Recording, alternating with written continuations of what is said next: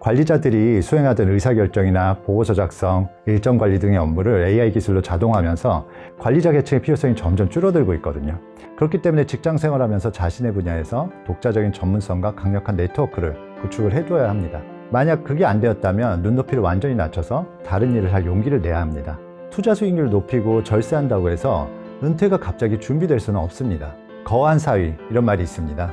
편안할 때 위태로움을 생각해야 한다는 뜻입니다. 수입이 많고 마음이 편안하고 생활이 순조롭다면 그런 분들에게 더욱 말씀드리고 싶습니다. 편안할 때 더욱 미래를 생각하시기 바랍니다. 네, 안녕하세요. 저는 은퇴 플래너 최종률입니다. 많은 은퇴자들과 예비 은퇴자들의 은퇴 자산 관리를 도와드리고 있습니다. 초고령 사회의 주축이 되는 5060 세대의 퇴직 시기가 좀 빨라지고 있다는데 실제로 추이는 좀 어떤가요? 현재 우리 사회와 경제의 중추 역할을 해온 700만 명이 넘는 베이비붐 세대가 본격적인 은퇴 시기에 돌입하면서 엄청난 사회적 변화기를 맞고 있습니다. 한국인의 평균 수명은 2024년에 83.7세입니다. 20년 전에는 80세가 안 됐는데 의료기술의 발전으로 점점 수명은 늘어나고 있고 건강하게 살아가는 건강 수명도 급격히 늘어나고 있습니다. 평균 수명은 이렇게 늘어나고 있는데 통계청 자료에 의하면 주된 직장에서 밀려나는 퇴직 연령은 49.2세에 불과합니다. 다행히 갈수록 빨라지고 있지는 않은데 조기 퇴직은 심각한 사회적 문제입니다. 법적 정년이 60세이고 또 국회에서는 법적 정년을 또 65세로 늘리려고 하고 있지만 수년간 주된 일자리에서 퇴직하는 연령은 늘어나고 있지는 않습니다. 그리고 구조적으로 보면 퇴직 시기가 늦춰지기가 참 어렵습니다. 크게 세 가지 이유가 있는데요. 첫 번째로 한국 기업들의 연공서열 중심의 구조상 50대가 연봉이 가장 높거든요. 기업 입장에서는 상당한 부담입니다. 그리고 둘째로는 이런 고임금을 상쇄할 만큼 기업들의 성장이 또 받쳐주면 괜찮은데 과거와 같은 또 고도 성장은 끝나고 이제는 저성장이 고착화되어 있기 때문에 쉽지가 않은 그런 상황입니다. 그리고 세 번째로는 요즘에는 AI 도입으로 인해서 조직 평탄화, 플래트닝 현상이 많이 발생하고 있다는 것도 한몫합니다. 관리자들이 수행하던 의사결정이나 보고서 작성, 일정 관리 등의 업무를 AI 기술로 자동화하면서 관리자 계층의 필요성이 점점 줄어들고 있거든요.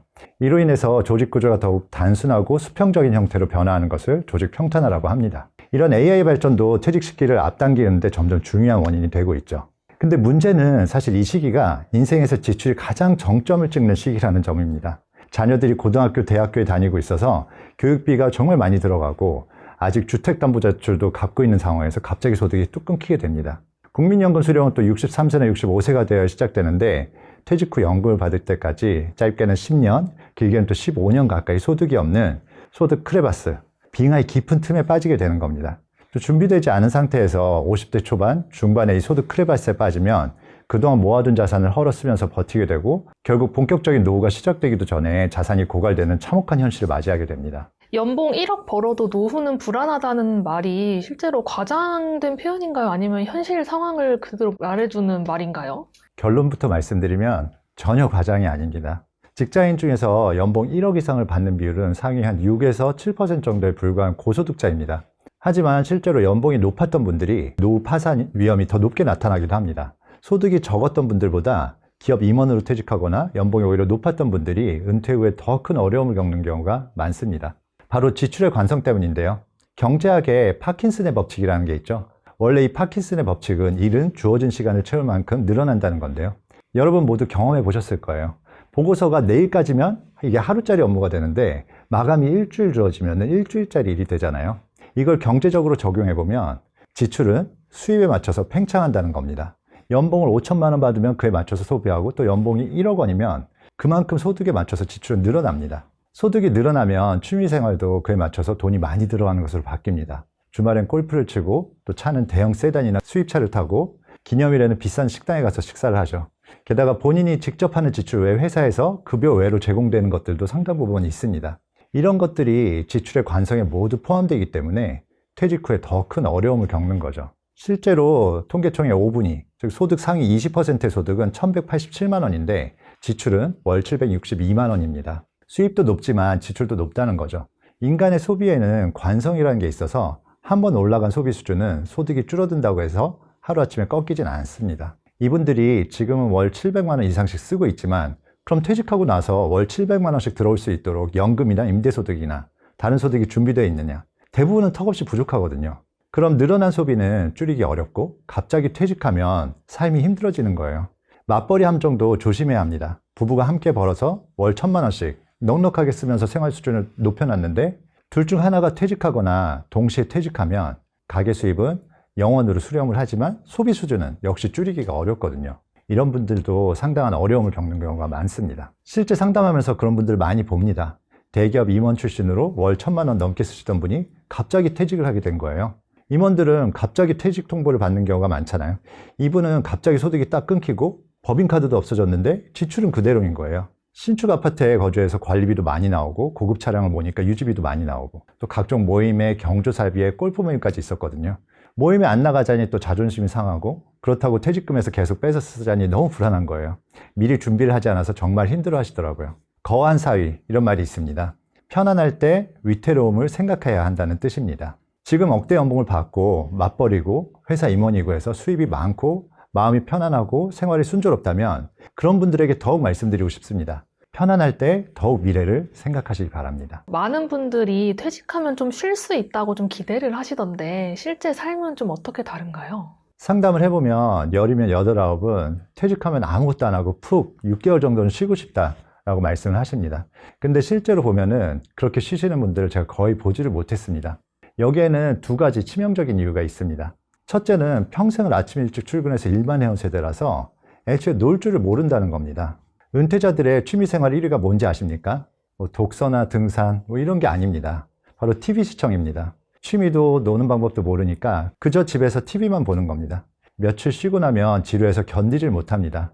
은퇴를 하면 우리에게 하루 14시간, 잉여의 시간이 발생을 합니다. 한 달이면 평일만 잡아도 300시간입니다. 일만 하느라 취미 하나 만들어 놓지 못한 50, 60 세대들이 이 막대한 시간을 견뎌내는 건 엄청난 고통입니다.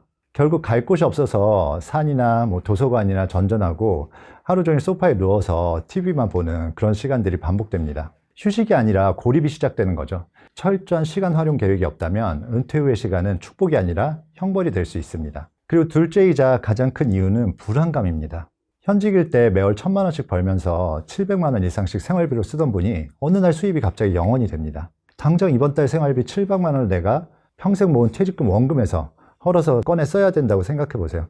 원금이 깎여나가는 것을 실시간으로 지켜보는 공포감은 이루 말할 수가 없습니다. 돈을 쓰면서도 불안하니까 제대로 쉴 수가 없고 실제로 그 속도면 퇴직금도 금방 바닥을 드러냅니다. 그래서 퇴직 전에 미리 은퇴 플래닝을 하셔야 합니다. 퇴직 후에 내가 일을 하지 않아도 은퇴 생활이 가능할지, 나에게 필요한 은퇴 후 월 생활비를 감당할 현금 흐름이 뒷받침되는지 검토해 놓으셔야 됩니다. 그리고 퇴직 후에 안정적인 은퇴 생활이 불가능하다면 미리 퇴직 후에 재취업에 대한 계획을 면밀히 세워두셔야 합니다. 퇴직 후에 준비하면 늦습니다. 퇴직 전에 계획을 해두시기 바랍니다. 퇴직하고 쉬고 싶은 마음은 너무나 이해가 됩니다. 그리고 평생 일해온 퇴직자들에게 그런 쉼이 정말 필요합니다.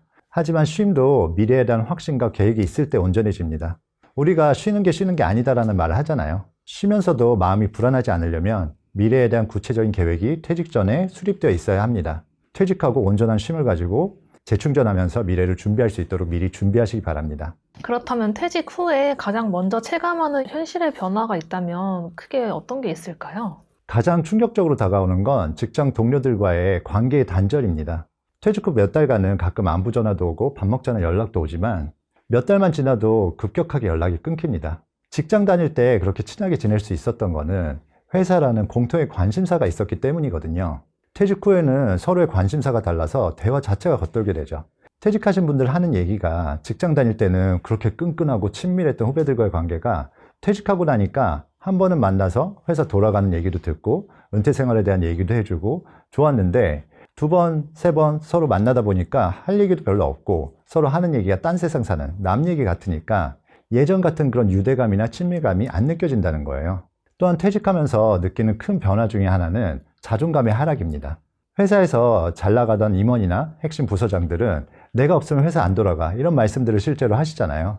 그리고 실제로 그렇게 생각들도 하시고요. 그런데 막상 내가 짐을 싸고 나와도 다음날 보면 회사는 완벽하게 잘 돌아갑니다. 내가 없어도 아무런 문제가 없는 거죠. 여기서 오는 상실감과 존재감의 추락은 실제로 꽤 큽니다. 자기가 다니던 회사나 관련 업계에서 컨설팅이나 코칭으로 일회성으로라도 불러줄 줄 알았는데 아무도 안 불러줍니다. 내가 가진 엄청난 노하우와 경험이 있는데 의외로 이걸 필요로 하는 사람들이 없는 겁니다. 상실감이 크겠죠. 이런 인간관계의 단절과 자존감의 추락 문제도 미리부터 단단히 마음의 준비를 하셔야 합니다. 직장 동료들과의 관계는 예외도 있겠지만 대부분 거기까지라는 마음을 가져야 합니다. 은퇴자들은 은퇴자들끼리 놀아야 합니다. 은퇴 후에는 과거의 직장 인연에 얽매일 것이 아니라 새로운 관계들을 맺어 나가야 합니다. 그럼 새로운 관계는 어떻게 맺냐? 두 가지 모임에서 이런 관계들을 맺어 나가는 것을 추천드립니다. 첫 번째로는 취미나 공통 관심사를 기반으로 한 커뮤니티에서 만나는 거죠. 그리고 두 번째로는 봉사활동을 통해서 사람들을 만나는 겁니다. 나이 들어서 무슨 봉사냐 할 수도 있겠지만 제가 주변에서 보면은 60세 넘어서도 봉사활동 하시는 분들이 굉장히 많이 있습니다. 그리고 봉사활동을 통해서 만난 관계들은 마음도 따뜻하고 또 인간적인 관계를 맺기에도 훨씬 좋습니다. 그래서 은퇴 후에 그동안 사회로부터 내가 받았던 것들을 돌려주는 봉사활동도 적극적으로 해보시는 것을 추천드립니다. 그럼 퇴직 후에 재취업 시장에서 이제 은퇴자분들이 가장 크게 느끼는 어려움이 있다면 어떤 게 있을까요? 저는 은퇴 플래너로 은퇴 자산의 운용이나 투자, 절세 이런 부분들에 대해서 주로 상담을 해드립니다. 그런데 플래닝을 해드리면서 은퇴 후에 필요로 하는 생활비 대비해서 은퇴 자금이 부족한 분들을 많이 보게 됩니다. 은퇴 자금이 좀 많이 부족한 경우에 그러면 저는 잠시 상담 자료를 덮고 진지하게 말씀드립니다. 지금 저랑 하는 이런 재무상담, 연금저축이나 IRP, 퇴직연금, 그리고 투자, 절세 이런 것도 너무나 중요하지만 이 상담보다 훨씬 더 중요한 것이 있습니다. 이런 투자에 대한 얘기보다 지금 훨씬 더 중요한 건 퇴직 후 무슨 일을 할 것인가에 대해서 고민하고 계획하는 것입니다. 이렇게 진지하게 좀 말씀을 드립니다. 기본적으로 50대 중반에 퇴직하는데 은퇴 자금이 부족한 경우에는 투자 수익률을 높이고 절세한다고 해서 은퇴가 갑자기 준비될 수는 없습니다. 그렇다고 해서 대박을 쫓아서 무리하게 투자하다가 오히려 더 큰 어려움에 빠질 수 있습니다. 하이 리스크 하이 리턴입니다. 그러므로 남은 기간 물론 투자나 자산 관리도 중요하지만 제가 해드리는 것도 그런 일이지만 제가 해드리는 은퇴 설계보다 더 중요한 건 퇴직 후에 일자리를 준비하는 것이라고 말씀드립니다. 퇴직 후에 일자리는 두 개의 길이 있습니다. 자신의 분야에서 전문성을 쌓고 인적 네트워크를 형성해서 동종업계에 비슷한 직급이나 임원으로 재취업하는 것이 첫 번째고요. 아니면 아예 새로운 직업을 갖는 것입니다. 물론 동종업계에서 재취업하는 것이 우선은 가장 좋겠죠. 그렇기 때문에 직장 생활하면서 자신의 분야에서 독자적인 전문성과 강력한 네트워크를 구축을 해둬야 합니다. 그렇게 해서 재취업이 되면 베스트고요. 하지만 그렇게 하기 어려운 경우가 훨씬 많습니다. 만약 그게 안 되었다면 눈높이를 완전히 낮춰서 다른 일을 할 용기를 내야 합니다. 여기서 자신에 대한 메타인지가 굉장히 중요합니다. 나의 상황을 객관적으로 인식해야 됩니다. 스스로에게 질문해 봐야 돼요. 나는 무엇을 잘하는지, 나는 무엇을 좋아하는지, 어떤 경험을 갖고 있는지, 사람 만나는 걸 좋아하는지 아니면 기계 만나는 걸 좋아하는지, 아니면 자연을 좋아하는지, 활동적인지, 정적인지 자신을 잘 들여다봐야 됩니다. 미리 준비만 한다면 50대에 퇴직하고서도 새롭게 할 수 있는 일들이 많습니다. 사람을 좋아하고 남들을 도와주는 걸 좋아한다면 사회복지사나 요양보호사 자격증을 따서 요양병원이나 주간보호센터 같은 곳에서 일할 수도 있고, 또 기계 만지는 걸 좋아한다면 전기기사나 소방설비기사 자격증을 취득해서 관련 분야에 취업할 수도 있습니다. 자연을 좋아한다면 조경 관련 자격증을 취득하는 길도 있을 수 있습니다. 자기 자신에 대해서 깊이 탐색해보고 퇴직 후에 소득은 적더라도 안정적으로 만족하면서 일할 수 있는 분야를 찾아봐야 됩니다. 어느 분야든 새로운 직업을 갖는 것이기 때문에 시간이 필요합니다. 시간만 갖고 준비한다면 새로운 분야에서 퇴직 후에 새로운 삶을 열어갈 수 있습니다. 최소한 퇴직 5년 전부터 나는 어떤 사람인지, 무엇을 할 수 있는지 깊이 고민하고 준비하시기 바랍니다. 재취업에 대해서 고민할 때는 많이들 들어보셨겠지만 눈높이를 낮춰야 됩니다. 내가 왕년에 수백억짜리 프로젝트를 굴렸던 사람인데 이 최저시급을 받고 일하라고 이런 마인드로 접근하시면 안 됩니다. 이 눈높이를 낮추지 못해서 1년, 2년을 집에서 허송세월하는 분들이 있습니다. 그렇게 버티다가 모아둔 현금이 다 떨어지고 경제적 압박이 목 끝까지 차올랐을 때야 비로소 자존심을 꺾게 되는데, 그때는 나이가 더 들어서 그나마 있던 체력도 떨어지고 자존감도 떨어져서 더 열악한 조건의 일자리에 등 떠밀리듯 들어가게 됩니다. 우리는 외국과 달리 사람을 부를 때 그 사람의 직업이나 직함으로 부르는 경우가 많잖아요. 원장님, 변호사님, 대표님, 이사님, 본부장님, 그리고 이런 직함을 나 자신과 동일시하는 경우가 많습니다. 하지만 퇴직 후에 이런 직함은 아무 쓸모가 없습니다. 오히려 방해만 됩니다. 완전히 잊으셔야 합니다.